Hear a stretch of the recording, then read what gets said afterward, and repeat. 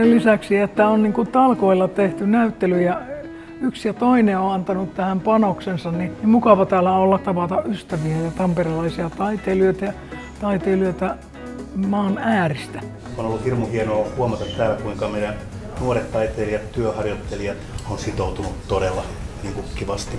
Suurelle kansalle tunnetuimmat nimet varmaan ovat Nanna Susi ja Miina Äkkijyrkki ja tietysti sitten suomalainen Lasi Design esimerkkeinä.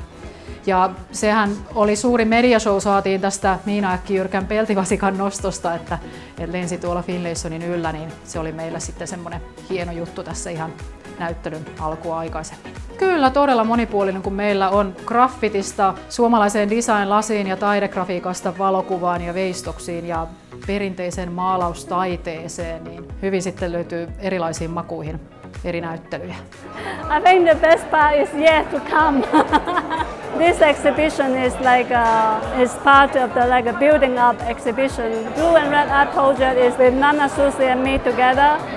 So we've been doing the traveling of the whole China, in Finland, for 25,000 kilometers by train. Nanna Susi on tunnettu sensuellin upeista värikkäistä maalauksistaan. Hän on mielestäni taidemaalari isolla teellä. Tässä on siis sekä isoja valokuvia, pienempiä valokuvia.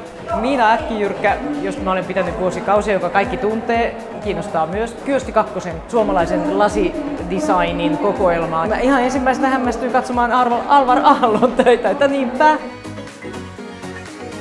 No se synergia, että on ihmiset yhdessä tehneet, se on se hyvä. Se on hyvä tässä. Innolla paneuduttu ja sitouduttu ja että on tehty.